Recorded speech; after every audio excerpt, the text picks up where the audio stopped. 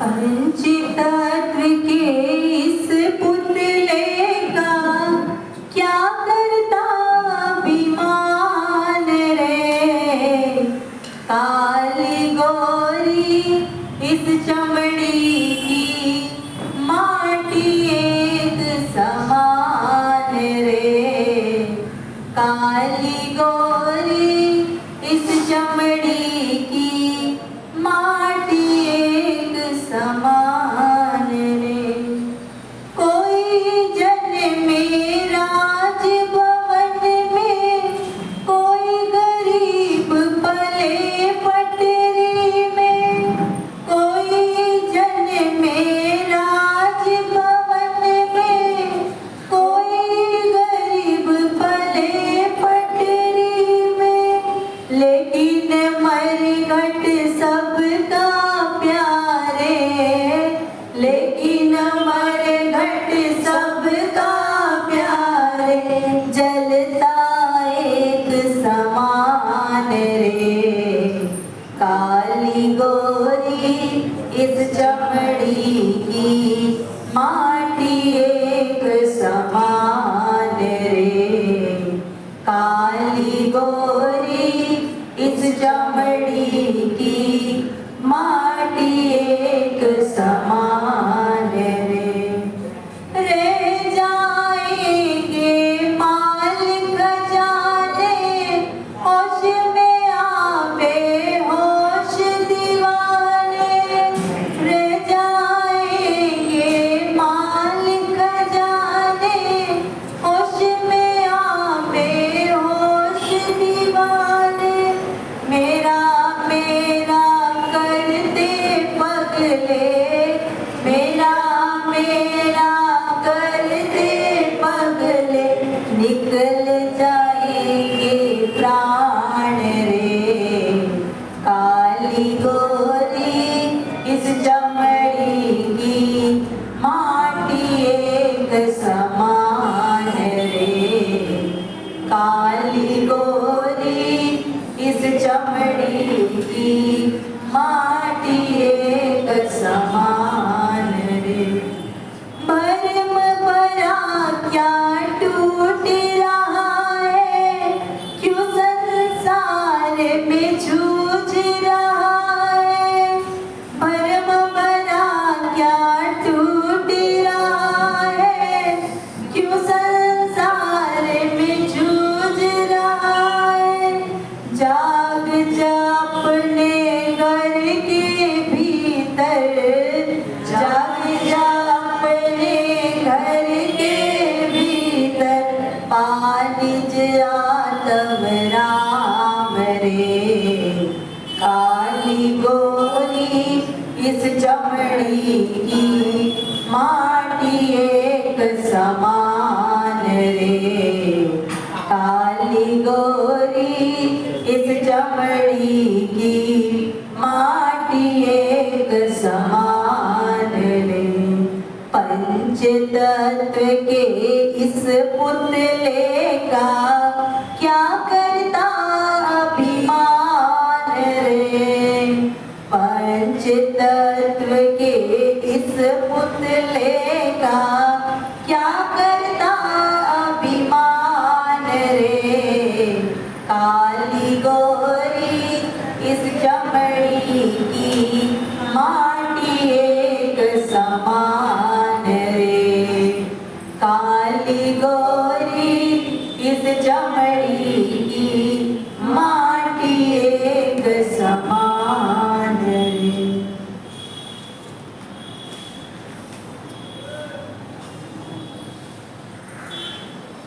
अल्पश्रुतं श्रुतवतां परिहासताम् त्वद्भक्तिरेव मुखरि कुरुते बलान्। यत्कोकिलकिलमधुरं विलोकि तच्चारुचाम्रकलिका निकले गए तो।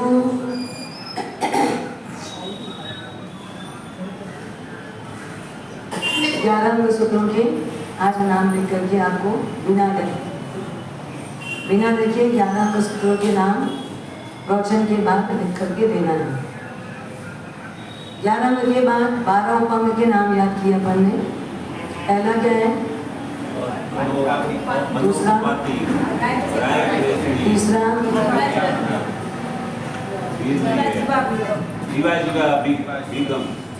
चौथा, पांचवा, छठवां, सातवां, आठवां, नौवां, 10वां पुष्पिका, 11वां, 12वां वन्नी दशा। 4 मूल सूत्र कितने? 4। पहला, दूसरा, तीसरा, चौथा पिंड नियुक्ति। अब इसके बाद अपन चल रहे छेद सूत्र 6 प्रकार के। छेद सूत्र 6 प्रकार के। इसमें पहला कौन सा? दशा श्रुत स्कंद। इसमें पहला क्या है? दशा श्रुत स्कंद। दूसरा बृहद कल्प। दूसरा है बृहद कल्प। पहला है दशा श्रुत स्कंद और दूसरा है बृहद कल्प। इतना याद रखिएगा। 6 सूत्र में दूसरा है बृहद कल्प। उसके साथ साथ में उत्तरादेय सूत्र के अंतर्गत अपनी बात चल रही है 7वां अध्ययन। कौन सा है? एलयम। या दूसरा शब्द उसका दूसरा नाम उरभ्र। और प्रिय अध्ययन है या इसी का दूसरा नाम है एलयम, जिसमें कल अपन ने बात सुनी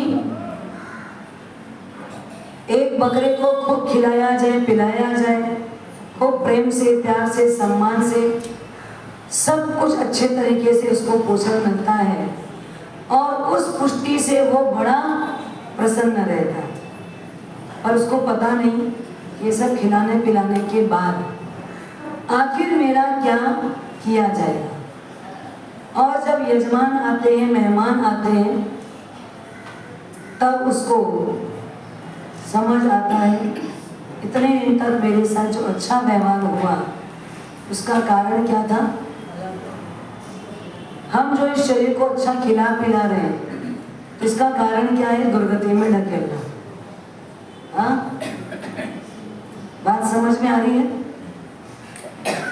खूब अच्छा खिलाओ पिलाओ, नहलाओ धुलाओ, साफ सुथरा सब करो, इसका इतना ज्यादा सम्मान करने के बाद भी आखिर आत्मा को जाना कहाँ पड़ेगा? कहाँ जाना पड़ेगा? अपने को सबको पता है, बोलने में भी डर लगता है। हाँ? बोलने में डर लगता है, कहीं बोलेंगे तो तुरंत रिजर्वेशन का कार्ड हाथ में न आ जाए कि मैं दुर्गति गामी हूँ। अच्छा, बनना भी नहीं चाहते हैं क्या? संसार का एक भी जीव, 10वें कालिक सूत्र में आचार्य स्वयंभव सूर्य जी महाराज ने कहा है, सब्बे जीवावि इच्छन्ति जीवी उन्ना मरि जीवो। सभी जीव जीने की इच्छा करते हैं, मरना कोई नहीं चाहता है क्या? हाँ? हर को अपना जीवन प्यारा। कितनी भी दयनीय स्थिति होगी, कितनी भी गरीबी हालत होगी, कितना भी मतलब संसार में रहते हुए इसको सहन करना पड़ता होगा, तो भी उसको आशा किसकी है? जीने की। बस मैं जीऊं, कैसे भी करके जीऊं, मरना नहीं है मुझे मरना नहीं। मतलब सब्बे जीवावि इच्छन्ति जीवी उन्ना मरे जीवो। सब जीने की इच्छा करते।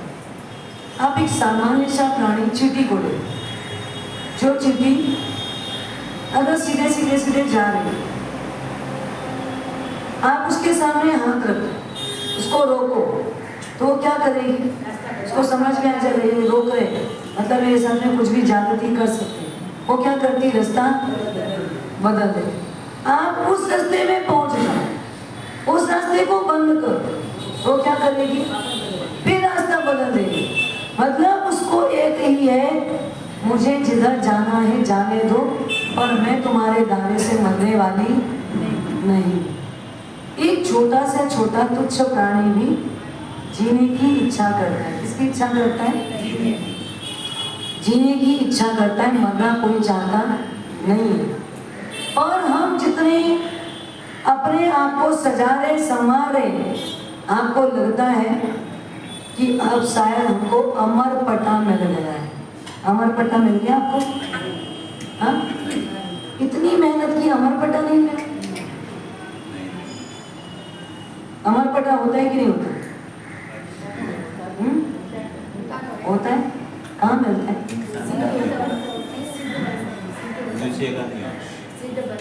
अमर पटा, अमर फल आता है, आपने सुना है कभी?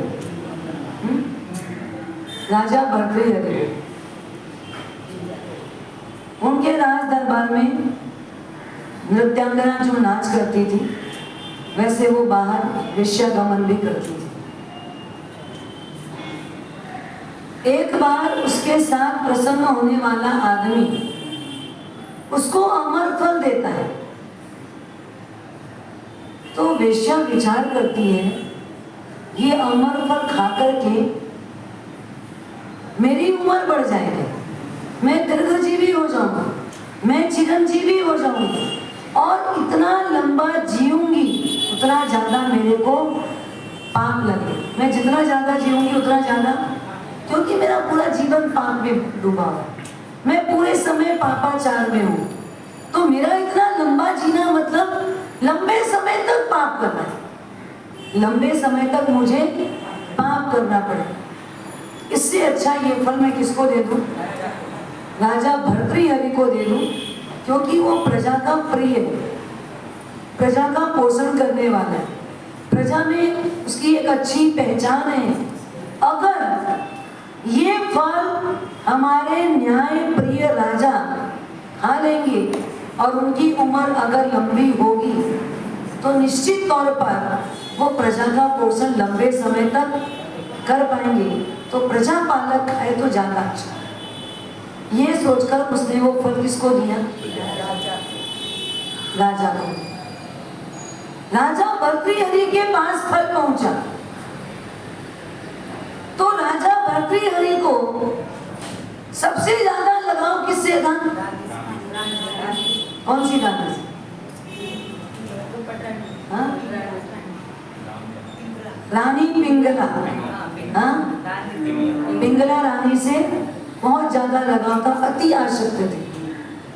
तो उन्होंने सोचा ये फल मैं खा लूं और मैं लंबे समय तक जीऊं, पर पिंगला के बिना मैं कैसे जी सकूंगा? मैं रहूं और पिंगला ना रहे तो उसके बिना मेरा जीवन अधूरा है। इसलिए उसने सोचा पिंगला को दे दूं, मैं जब तक भी जीऊंगा, पर पिंगला तो मुझे आखिरी दम तक मिल ही जाएगी, क्योंकि उसकी उम्र लंबी हो जाएगी। ये सोचकर उन्होंने वो फल किसको दे दिया? पिंगला रानी को दे दिया। अब वो पिंगला रानी फल को प्राप्त करने के बाद ये संसार का रंग देखो, ये संसार कितना विचित्र है। आप अंधेरे में हो, आपको पता नहीं है दिया तले क्या है।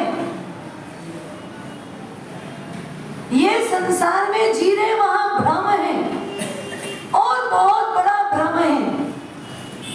राजा चाहते हैं रानी पिंगला को, और रानी पिंगला भी तो राजा को चाहती होगी। हाँ? रानी पिंगला भी तो राजा को चाहती होगी ना? हाँ? आपको यही लगता है कि नहीं लगता? आपको क्या लगता है? मैं इसको चाहता हूँ, ये मेरे को चाहती है, यही लगता है ना? हाँ? जरूरी नहीं है ना, ये जरूरी है ही नहीं, ये जरूरी है ही नहीं। ये संसार का खेल है। जिस संसार में आप जिसको चाह रहे हो वो वो चाह रहे हैं, वो किसी और में आ सकते हैं, वो किसी और में डूबा हुआ है, वो किसी और से प्यार करता है। बहुत भ्रम वाला संसार है, खुली आंखें हैं, उसके बाद भी अंधापा है। आंख खुली है, सब कुछ चमड़े की आंख से दिखने वाला दृश्य दिखता है, फिर भी हम मोह की जंजीर से आसक्त उस सत्य को स्वीकारने के लिए तैयार, हम सत्य को स्वीकारने के लिए तैयार नहीं। नहीं महाराज साहब, ऐसा नहीं है। जैसे भी आपका जवाब है, जरूरी थोड़ी है सब वैसे हो, सब वैसे हो जरूरी नहीं है। मतलब अभी आपका भ्रम है, अभी भी आपका भ्रम है। आप पत्नी को चाहते हो, पत्नी बेटे को चाहती, बेटा किसी और के साथ अफेयर चल रहा है, काम खत्म, स्टोरी यही खत्म हो जाती है। हाँ, आप चाहते हो पत्नी को, पत्नी चाहती है अपने बेटे को, बेटा चाहता है हाँ जिसके साथ उसका चल रहा है लफड़ा। ये दुनिया का दुरंगा नहीं, एकदम नग्न नृत्य है। आप सोचो, राजा भर्तृहरि के लिए एक वेश्या ने अच्छा सोचा, और राजा भर्तृहरि को मोह किससे? पत्नी से। और पत्नी को किससे मोह? पत्नी फल खाली होगी, मेरे को इतने प्रेम से मेरे पति देव ने दिया है, तो नारी तो पतिव्रता होगी। हाँ, नारी तो पतिव्रता होगी, पुरुष पत्नीव्रता तो नारी पतिव्रता होगी कि नहीं होगी? हाँ, पतिव्रता होनी चाहिए, लेकिन होते नहीं है। उस पत्नी के मन में राजा से ज्यादा प्रेम किसके साथ? हाथी को अंकुश में रखने वाला वो महावत। सोचो, कहाँ रानी, कहाँ महावत। हाँ, ये कामांध। जब आदमी काम के लाचार में, काम से लाचार हो जाता है, तो उसको होश नहीं, बेभान, जात देखता, पात देखता, कुछ नहीं देखता, अपना कुल का गौरव नहीं देखता, वंश की विरुद्धावली नहीं देखता, अपनी अमीरी और गरीबी भी नहीं देखता। मैं कहाँ धनाढ्य, मेरी क्या पोस्ट, मैं कौन, कोई चीज किसको परवाह नहीं। कहाँ एक रानी और कहाँ वो महावत। आपको लगता है दोनों के बीच में फासला कितना होगा? कितना फासला है? एक रानी की पोस्ट, कहाँ एक महावत सेवक से भी गया गुजरा। पर रानी का मन किससे लिप्त है? महावत में लिप्त है। रानी ने फल को हाथ में लिया और क्या सोचा, ये फल मैं खा लूं, मेरी आयुष्य तो लंबी हो जाएगी, मैं लंबे समय तक जीऊंगी, मेरे को लंबे समय तक संसार में सुख मिलेगा।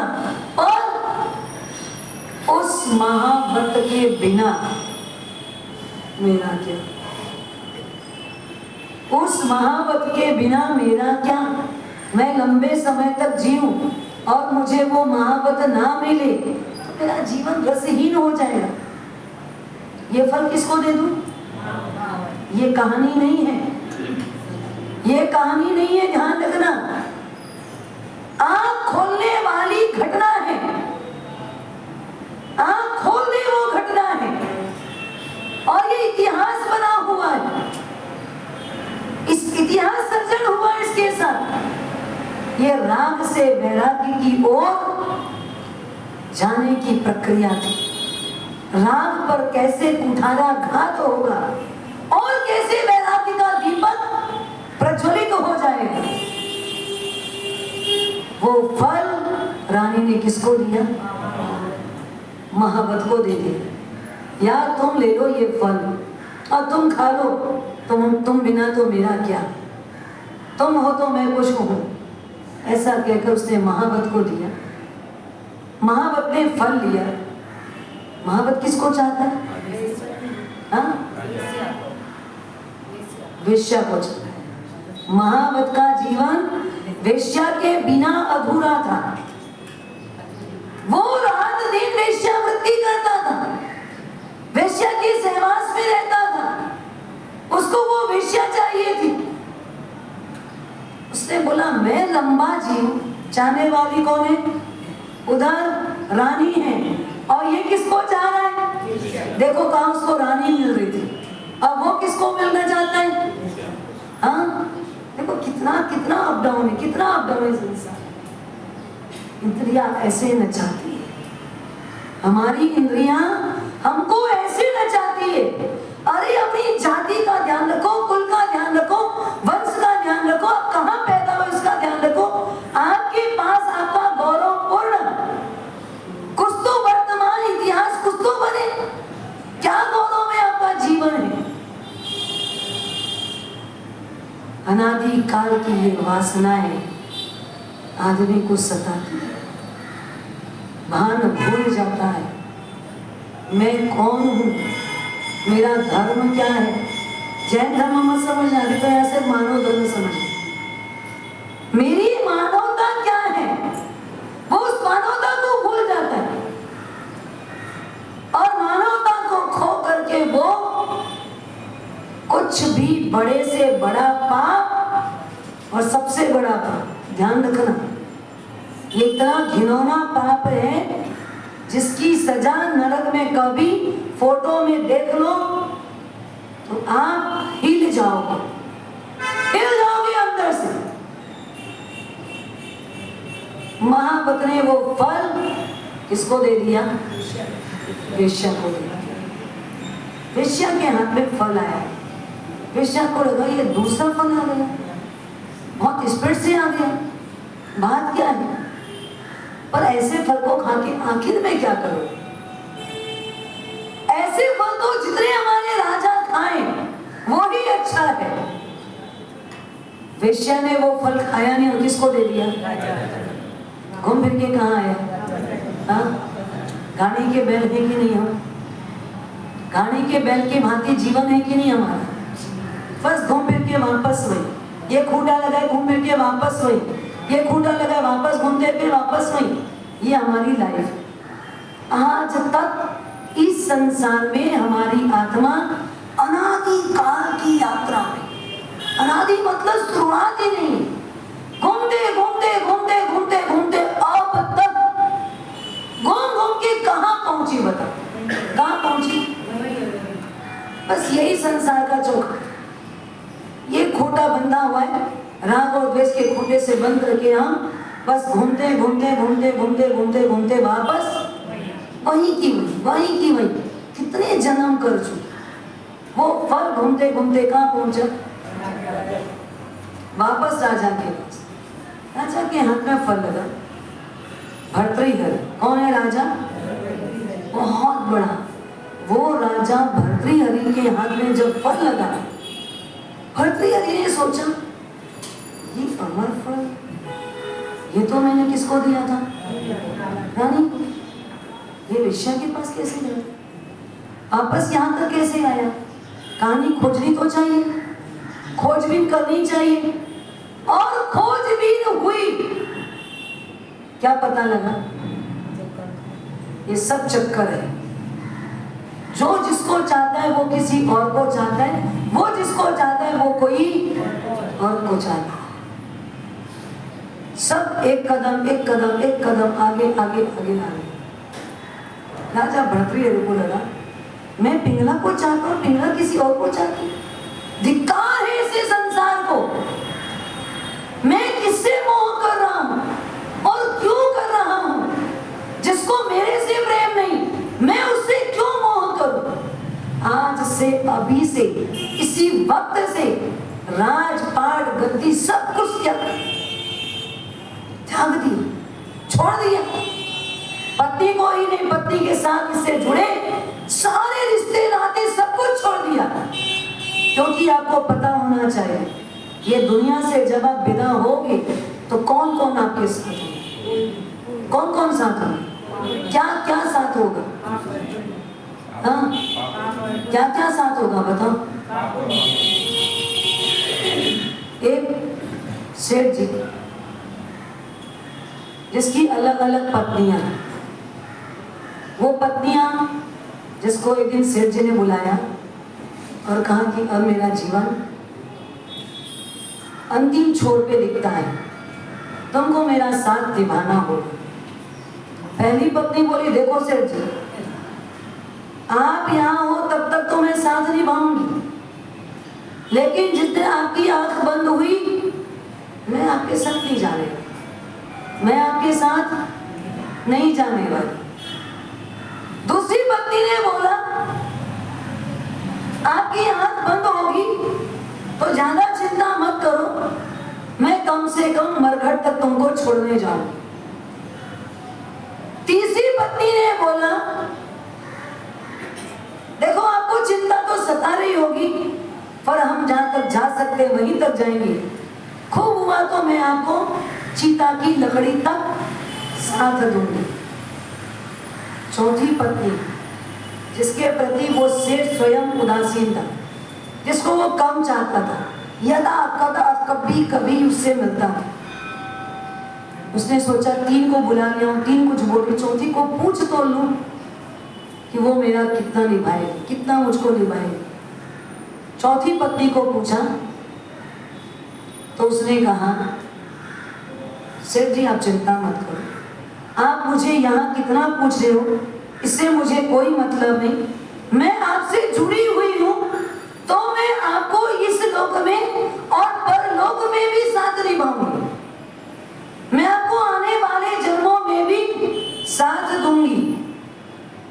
ये सुन के उसको लगा, जिनको मैं चाहता हूँ वो मुझे यहीं तक, थोड़ी दूर तक, और जिसको मैं नहीं चाहता हूँ, जिससे मैं कभी कभी ही मिलता हूँ, वो मुझे अगले जन्म में भी साथ देने को तैयार है। ये सोचते सोचते सेठ जी का प्राण निकल गया। पहली पत्नी कौन होगी आपको लगता है? वो पहली पत्नी कौन होगी? हाँ? बस आँख खोली तब तक साथ निभाता, उसके बाद वो साथ नहीं निभाता। कौन है वो पत्नी? आपका खुद का शरीर। हाँ? कितना भी खिलाना हो, आप अपने घर वालों को बोल के रखना, अगर मेरी आंख बंद हो भी जाए ना, मुझे ये चीज बहुत भाती है, ये तो मुझे खिला ही देना। आंख बंद होने के बाद भी खिलाना, शरीर एक्सेप्ट करेगा? हाँ करेगा? बोलो। शरीर बोला बस जब तक आपकी आंख खोलिए तब तक मैं साथ निभाऊंगा, इसके बाद नहीं निभाऊंगा। वही छोड़ दिया उसने, वही छोड़ दिया। दूसरी पत्नी कहां तक साथ चलेगी? मरघट तक, मरघट तक साथ चलूंगी। मतलब स्वजन परिजन आए दिन मिलने जुलने वाले कहां तक जाएंगे साथ? स्मशान घाट तक छोड़ेंगे। तीसरी पत्नी कौन है उसकी? जो धन है, जिसके कारण क्या आएगा? लकड़ी आएगी, घी आएगी, जोत आएगा, सब कुछ वो धन के द्वारा आएगा। बोले मैं कहां तक साथ दूंगा? आपकी अंत्येष्टि में लगने वाली लकड़ी तक, वहां तक मैं आपके साथ हूं। और वो चौथी पत्नी जिसकी आप उपेक्षा करते हो, जिसको आप यदा कदा ही चाहते हो, कभी कभी आपको याद आता है, वो पत्नी कौन सी है? बस वो हमारा थोड़ा बहुत धर्म, वो हमारा थोड़ा बहुत धर्म जो इस जन्म के बाद भी आपको, आप भले मुझे कम मानते हो, आप भले मेरा कम पोषण करते हो, लेकिन फिर भी मैं आपको अगले जन्म भी साथ, हाँ यदा कदा थोड़ा बहुत भी धर्म किया होगा, कोई अच्छा कार्य किया होगा, सत्कर्म किए होंगे, पुण्य कार्य किए होंगे, तो अगले जन्म में फिर से कुछ, इस जन्म में जो मिला किसकी बदौलत मिला? पुण्य की बदौलत, सत्कर्म की बदौलत, अच्छे कार्य की बदौलत। जो जो भी आपने अच्छा सोचा, अच्छा विचारा, अच्छा कार्य किया, उसकी बदौलत इस जन्म में आपको सब अच्छा मिला। अब जब कुछ अच्छा करोगे उसका जन्म में फिर कुछ अच्छा मिलेगा।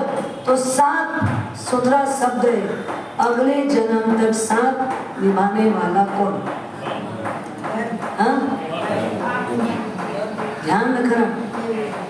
आपकी चमड़ी कितनी भी गोरी होगी पर आपकी परछाई, हाँ, आपकी चमड़ी कितनी भी गोरी होगी पर परछाई तो काली ही होती है। आपके पास कितना भी धन होगा पर जब मर जाओगे तो लोग क्या कहेंगे? निधन हो गया, मतलब धन रहित हो गया, यही कहेंगे ना। आदमी मर गया मतलब निधन हो गया। कोई धन धरती साथ आने वाला, हाँ, ले जाओगे? कफन में जेब नहीं होती भैया, नहीं ले जा पाओगे। काहे को मेहनत कर रहे हो? क्यों मेहनत कर रहे हो? सब इस धरा का इस धरा पे धरा रह जाए, हाँ, इसी धरा का है, इसी धरा पे है और यही धरा का धरा रह जाएगा। क्यों उसके लिए इतनी माथापच्ची करते हो? क्यों इतना पाप इकट्ठा कर रहे हो? क्यों ये पाप की पोटली लेकर फिर दुर्गति में जाने का दरवाजा खोल रहे हो? दुर्गति में ले जाएगा। आप आसक्ति कहाँ लेके जाएगी? मम्मन से खाया नहीं, कहाँ गया? रोज सोचा करो मम्मन से, एक तरफ मम्मन से रखो और दूसरी तरफ शालीबद्ध, दोनों कहाँ थे? एक ही नगरी में, एक ही राजगृही नगरी है जहाँ दोनों थे और दोनों के घर में धन कितना था? कितना था? बहुत सारा नहीं, कितना था? श्रेणिक राजा के राज भंडार से ज्यादा दोनों के पास। शालीभद्र का भी धन श्रेणिक राजा के भंडार से ज्यादा था और मोहम्मद सेठ का भी धन श्रेणिक राजा के भंडार से ज्यादा था। और दोनों के घर श्रेणिक महाराजा खुद गए थे। श्रेणिक महाराजा खुद दोनों के घर गए थे। शालीभद्र के घर शालीभद्र को देखने गए थे और मोहम्मद सेठ के बुलाने पर उसके खुद के घर उसके बैल को देखने गए थे। दोनों के घर गए और दोनों को जो अफरात धन मिला था, कारण क्या था? धन मिलने का कारण क्या था? ऐसा क्या कार्य किया? पिछले जन्म में दोनों ने दान दिया था, दोनों ने ही दान दिया था ना। मोहम्मद सेठ के जीव ने भी दान दिया था, तो शालीभद्र के जीव ने भी दान दिया था। अच्छा, दोनों को जो द्रव्य मिला था दान देने के लिए, मिला तो उनके खुद के लिए था, पर जो द्रव्य मिला था वो किसकी बदौलत मिला था? कोई और लोगों के जरिए मिला था ना। शालीभद्र का जीव ग्वाले के भाव में रो रो के आंसू आया तो पड़ोसनों के द्वारा उनको ये खीर एक मिठाई के रूप में मिली और लड्डू जो मोहम्मद सेठ के जीव को मिला वो गांव में बट रहा था, वो लड्डू आया था। दोनों को जो मिठाई मिली थी वो दोनों क्या थी?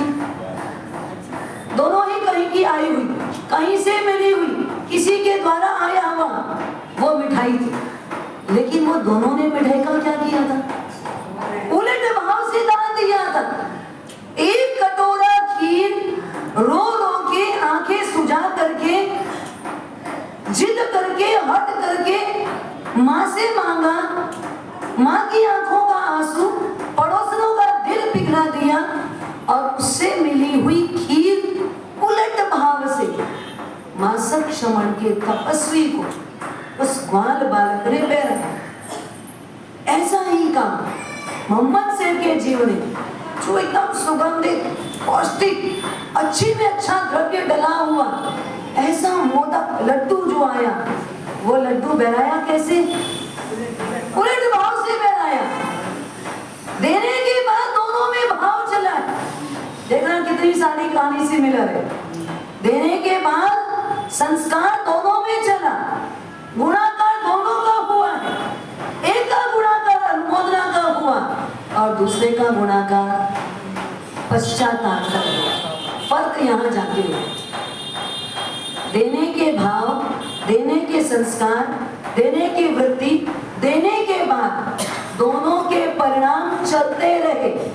धारा टूटी नहीं, धारा अविरल है, पर देने के बाद एक की धारा पूर्व में है, दूसरे की धारा पश्चिम में है। एक दे करके खुश हुआ और दूसरा दे करके पड़ोसन के द्वारा कान फूका गया और उससे वो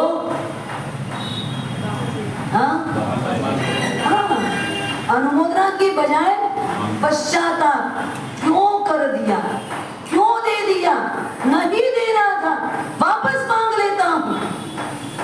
देखो देने का फल जो था दोनों को धन मिला।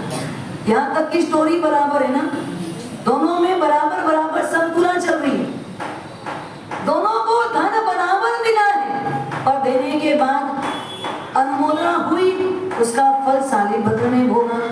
देने के बाद पश्चाताप आया, मिल गया, लेकिन वो नहीं कर पाया मन से। जोड़ा हुआ जोड़ा हुआ जोड़ा हुआ संजोया हुआ खूब इकट्ठा किया हुआ कहाँ लेके गया?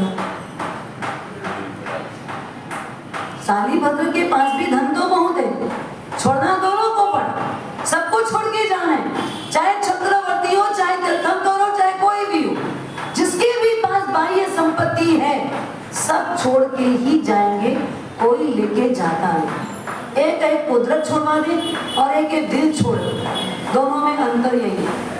एक कुदरत जब छुड़ा दी तो लाचारी है, और जब इच्छा पूर्वक छोड़ते हैं तो वो हमारी महानता है, वो हमारी महानता है। एक विवस्था से छोड़ो, अब क्या करे, ले जा तो सकते नहीं, प्राण चला जाएगा तो सब छूट जाएगा, और एक में स्वयं छोड़ दो।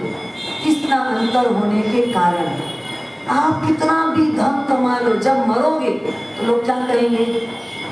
फलाने आदमी का निधन हो गया। निधन का मतलब क्या? लोग जानते हैं, जो कुछ भी था वो लेके जा नहीं पाया, निधन हो गया, धन रहित हो गया, धन यही ले गया और वो चला गया।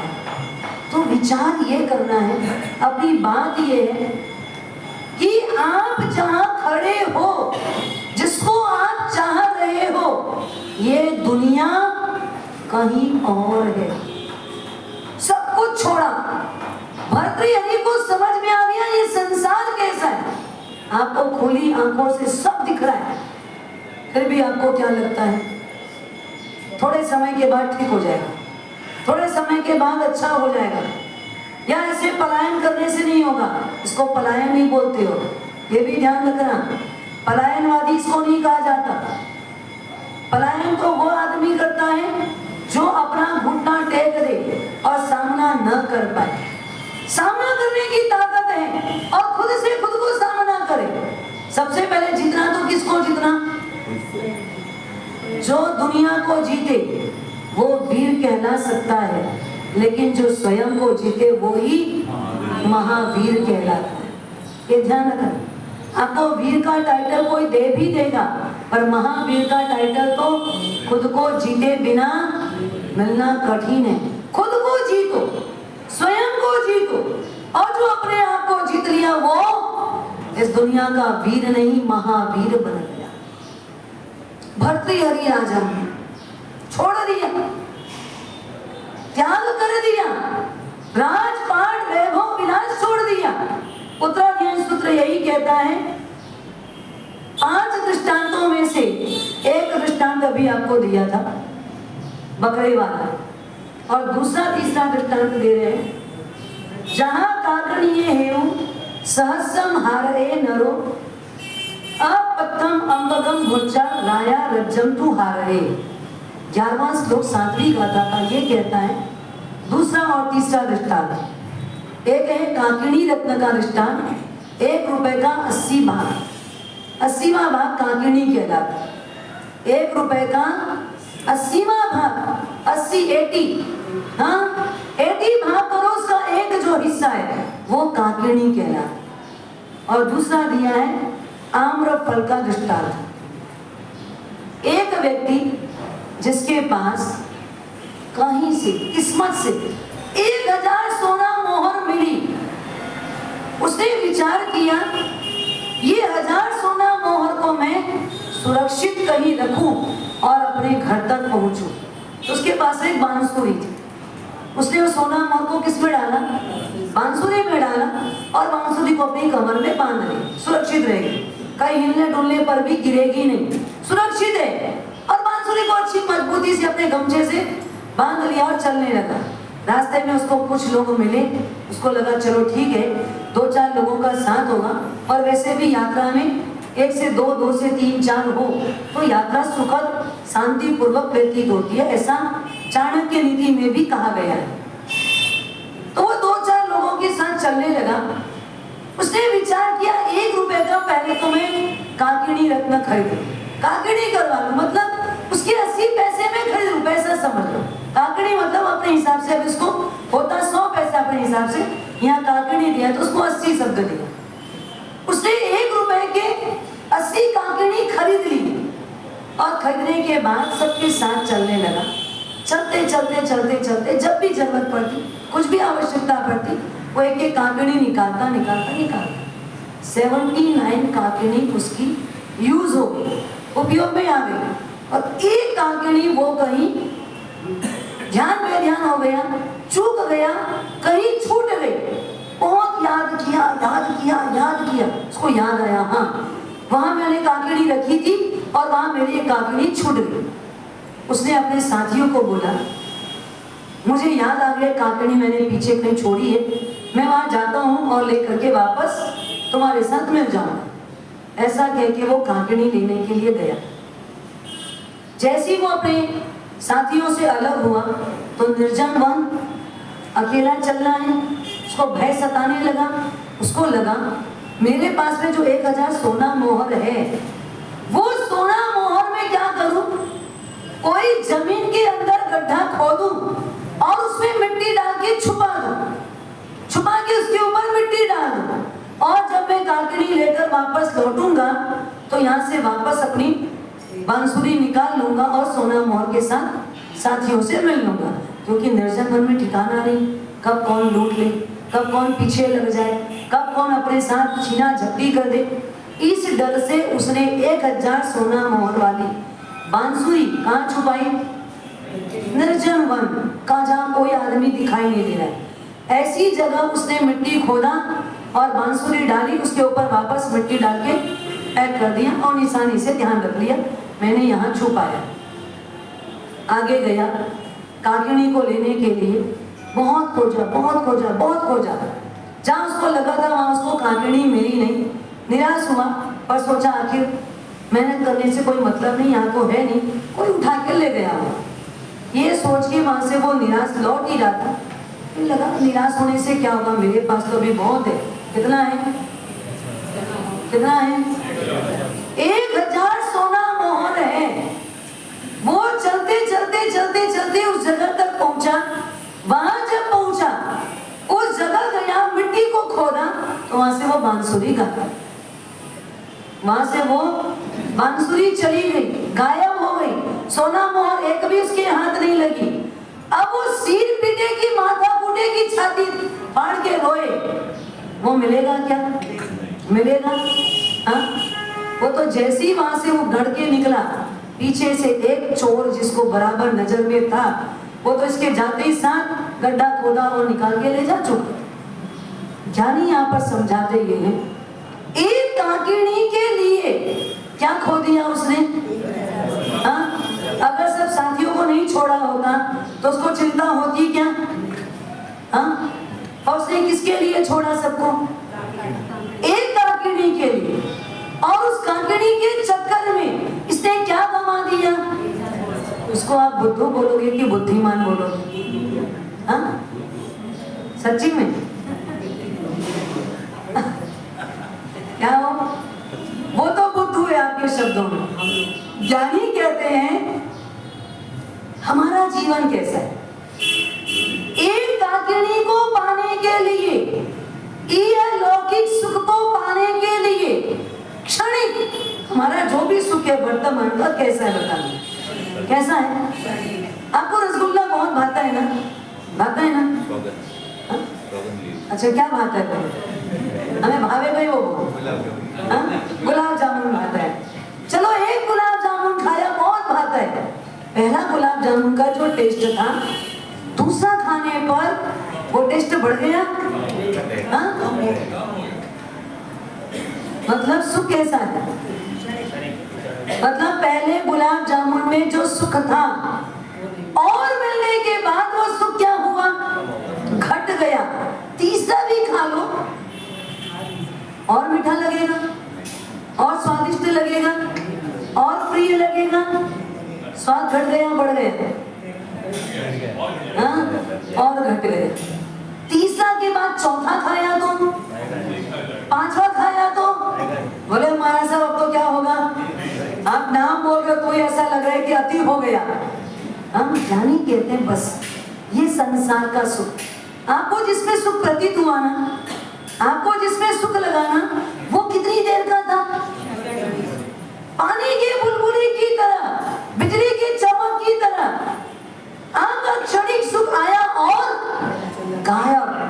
अभी आया ही था और देखते देखते देखते वो सुख चला गया।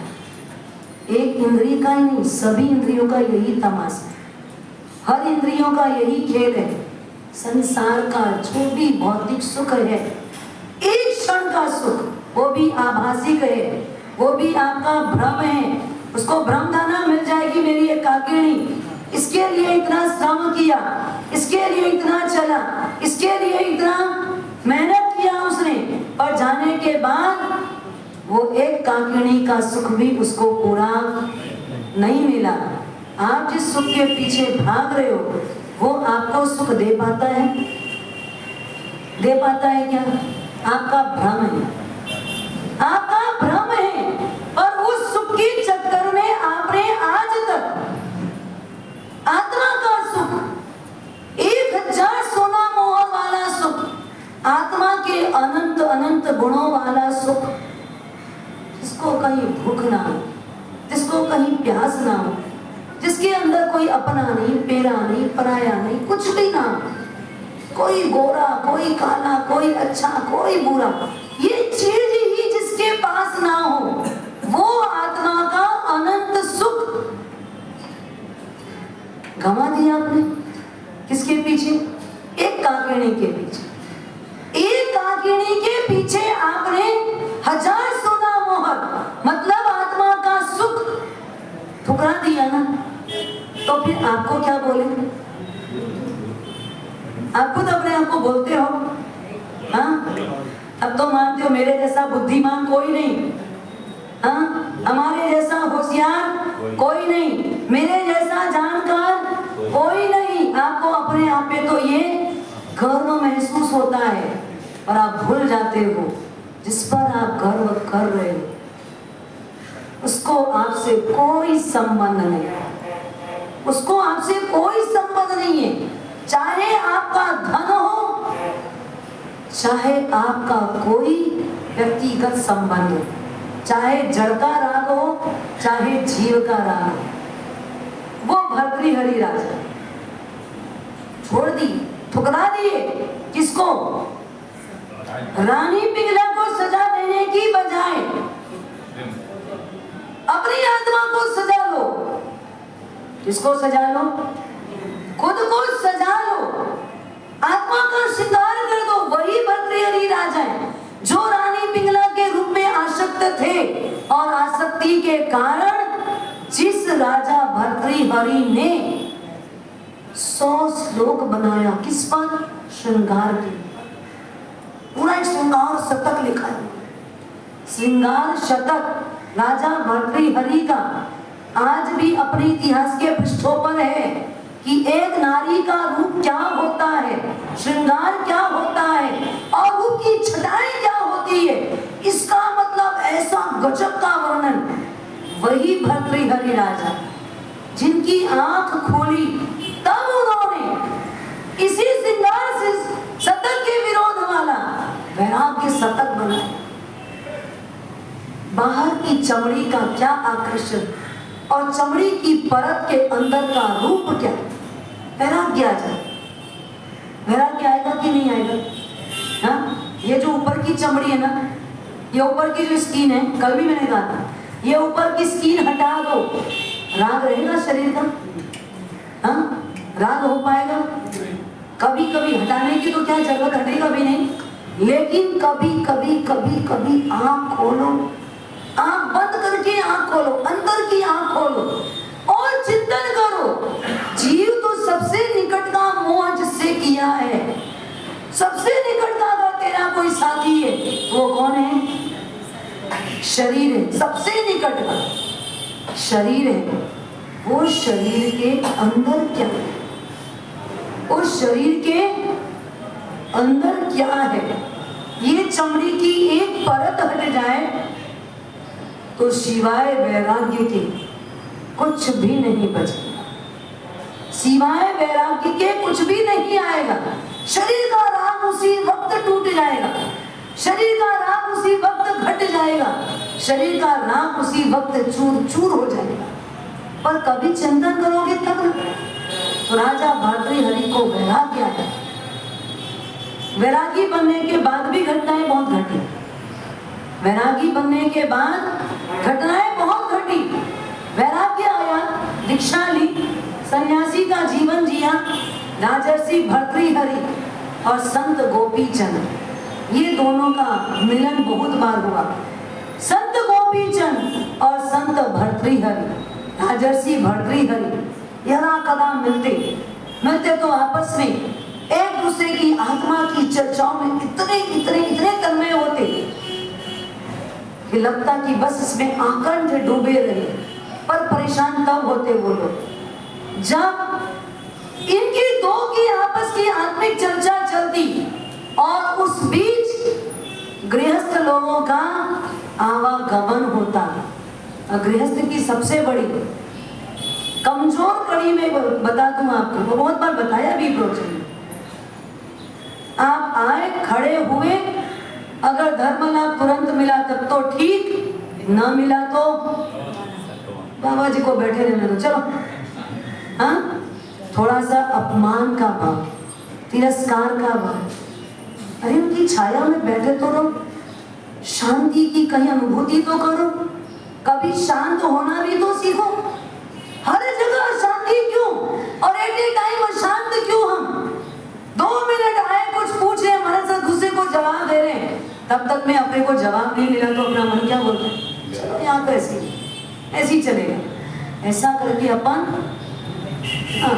ऐसे गृहस्थियों का तांता लगा रहता। एक तो राजर्षि भर्तृहरि, संत गोपीचंद पहुंचे हुए, दोनों की ध्यान की साधना और साधना की मूर्त दोनों पहुंची हुई आत्माएं।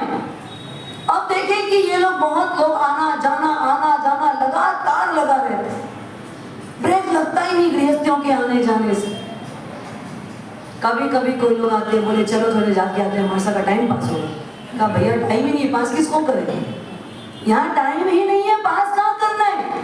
यहाँ तो टाइम खोज के निकालना पड़ता है। पास करने के लिए हमारे पास टाइम ही नहीं है कि क्या पास करना है। नहीं, थोड़ी देर मास्टर के पास बैठ के हमारे साथ का भी टाइम पास हो जाए।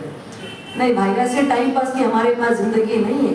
आप टाइम पास के लिए हमारे पास मत आना, आपको अपना टाइम पास करना, हमारा टाइम पास करने आए कभी नहीं। कोई भूल नहीं करनी, गुरु भगवान के सानिध्य में जाना है, मतलब कुछ पाना है, कुछ पाना है, कुछ लेना है, कुछ उनसे उपलब्ध करना है, उनसे उनके पास जो अपनी साधना है, जो वैराग्य, उनके सतत्व जीवन की मूल पूंजी में से आप कुछ अंश लेके जाओ।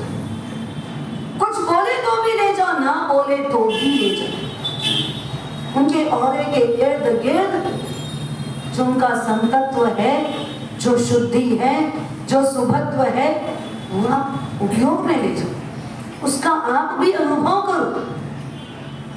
संत गोपीचंद और भर्तृहरि ने एक दिन देखा बहुत लोगों का तांता लग रहा है, अपन आपस में आत्मा संबंधित कोई चर्चा नहीं कर पा रहे, आखिर क्या करें, इनको कैसे हटाएं, कैसे इनको बंद करें। कभी ऐसा भी मन होता है कि इनको कभी रोक दिया जाए, पर रोके कैसे? लोग तो चल के आ रहे, बिना बुलाए आ रहे, बिना एडवर्टाइज के आ रहे। एक दिन दोनों ने विचार किया कि आखिर इनको रोकना है। बोले आज अपन आहार लेके आएंगे, फिर झगड़ा करेंगे। एक सोगरा लेके आए और सोगरा लेके आने के बाद गोपी चंद बोले मैं खाऊंगा, भरतरी बोले मैं लूंगा, ये मेरे हिस्से का, वो बोले मेरे हिस्से का, वो बोले मेहनत मेहनत मैंने की है, वो बोले मेरे व्यक्ति ने तुझे दिया है। ऐसा करके दोनों के बीच लोग खड़े हैं और दोनों आपस में खींचातानी किसके लिए कर रहे हैं? एक सोगरे के लिए कर रहे हैं। ऐसा दृश्य देख के आप क्या करोगे? हाँ सीधा सा है तो महाराज लोग भी लड़ते, साधु बाने में भी लड़ते, इससे तो अच्छा क्या है? हाँ सीधा बोल दो, हाँ आपको अच्छा ही लगता था और अच्छा ही लग गया। तो पहले अच्छा लगता था, क्या हुआ? एक मोहर लगा दी है ना। साधु लोग भी लड़ते, अरे ये दो किसके लिए लड़े? सोगरा के लिए, एक सोगरा और ले आते जाके, फर्क क्या पड़ता? पर ऐसा लड़ते नहीं आना इनके पास, नहीं जाएंगे इनके पास। जो चाहते थे वो काम हो गया है ना, जो चाहते थे वो काम। सुखे भजेसु श्री गोपाल, भलू थयु भांगी जंजाल।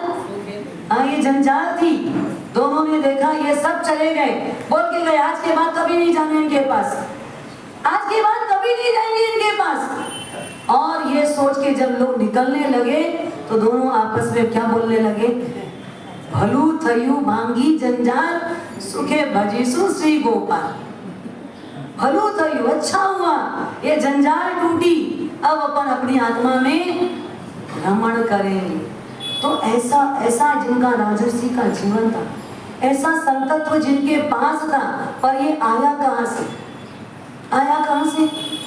ये संसार का सही स्वरूप देखा, सच्चा स्वरूप देखा, और ये रूप देख करके आत्मा का बोध जागा, स्वयं का बोध जागा, निज स्वरूप की पहचान हुई, और निज स्वरूप की पहचान होने के कारण त्याग दिया, और त्याग करके अपनी आत्मा को हमेशा के लिए शाश्वत भूमिका की साधना में आगे बढ़ा दिया।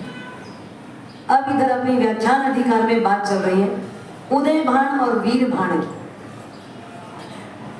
उदय भान ने वीर भान के शरीर को निश्चेष्ट, मतलब एकदम बेहोशी की हालत, पर लग रहा है अभी जिंदा तो है, नाड़ियां चल रही है, हाथ पांव सब ठंडा पड़ गया है, पर नाभि के पास देखा तो वो नाड़ी चल रही है, इसलिए उसको सुरक्षित जगह पर छोड़ा।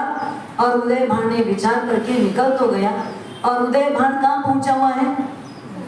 एक वृक्ष के नीचे कुएं के पास पहुंचा हुआ है। और वहां क्या हुआ?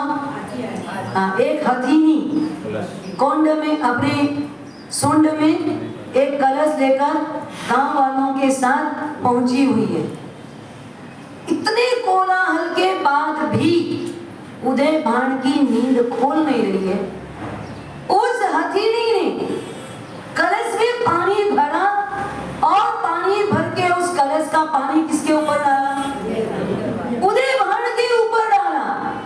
जैसे उदय भान के ऊपर पानी डाला और लोगों ने जय जयकार किया, नूतन राजा की जय हो, नूतन राजा की जय हो, नूतन राजा की जय हो। अचानक पानी आते साथ उदय भान की नींद खुली, कुछ समझ ही नहीं पाया, नूतन राजा कौन, क्या है, सपना तो नहीं है कहीं। आंख मल के उठ के देखा, लोगों की भीड़ है, लोग कह रहे बधाई हो राजन, बधाई हो राजन। बधाई? मैं राजा? कब, कैसे, मैं तो कहाँ निकला, कहाँ पहुंचा? उसको अभी भी लग रहा है शायद मैं कुछ सपने में हूँ। अपने आप को चिमटी लगा के देखा, नहीं मैं सपने में तो नहीं हूँ, जाग चुका हूँ। तब लोगों ने कहा कि हमारे इस नगरी का राजा मृत्यु को प्राप्त कर चुका है, और इसलिए हथिनी जिसके ऊपर कलश से अभिषेक कर देगी वो राजा होगा, ऐसा हमारे राज्य में तय हुआ। और हथिनी ने आकर आपके ऊपर अभिषेक किया, इसका मतलब आप हमारी इस नगरी के राजा हो। उदय भान ने सोचा मैं इस नगरी में राजा होने तो आया ही नहीं था, मैं तो औषधि लेने आया हूँ, मैं मेरे भाई को छोड़ के आया हूँ, पर कुदरत ने, किस्मत ने पलटा खाया तो मुझे यहाँ का राजा घोषित कर दिया गया है। जो भी राज दरबार तक पहुँचना है, और ये यात्रा राज दरबार तक पहुँची, जो प्राथमिक सम्मान आदि वहाँ का कार्यक्रम था वो पूरा हुआ, और विचार यही था मैं सीधा वापस कहाँ जाऊँगा? भाई को लेने जाऊँगा, उसका उपचार कराऊँगा, उन्होंने अपने राज दरबारियों को कहा एक अच्छा वैद्य लाने के लिए जो इस प्रकार की औषधियां जानता हो। मेरा एक भाई और है, वो वहां पर जंगलों में है, कहानी सुना के उसको बताया कि उपचार करने मुझे स्वयं को जाए, मैं उसे लेकर के स्वयं जाऊंगा। अब राजा जाए तो स्वाभाविक ही पूरा मंत्रिमंडल भी जाएगा। अब राजा उदयभान कुमार नहीं रह गए, अब क्या हो गए वो राजा उदयभान हो गए। किस्मत देखो कहां से धक्का लगा और कहां लोगों ने हाथों हाथ उठा लिया। ये पुण्य और पाप है। पुण्य और पाप कब कौन सी करवट लेता है? जब पाप का उदय आता है तो क्या होता है? पाप का उदय आता है तो क्या होता है? हाँ? आपने बॉल देखी है? एक होती है फुटबॉल और एक होती है वॉलीबॉल, है ना? फुटबॉल कैसे खेला जाता है? पांव से। पाप का उदय आता है तो क्या होता है? बस वो फुटबॉल बन जाता है। पाप के उदय में जीव फुटबॉल बन जाता है और पुण्य के उदय में जीव वॉलीबॉल, हाथ से हाथ कैच। ये पुण्य और पाप है। पता नहीं कब अपने को कैसे धक्का देगी, कब कहां गिराएगी, कब कहां हाथों हाथ झेलने वाले लोग मिल जाएंगे। राजा उदयभान एक अच्छे वैद्य को लेकर के उस जंगल के रास्ते पे गया, उस जगह पहुंचा तो वहां उसको वीरभान मिलता है, नहीं मिलता है, कैसे वीरभान की खोज खबर होती है, क्या चलेगा उसका अधिकार अगले वर्तमान जो ज्ञानी भगवंतों ने देखा होगा कहा जाए।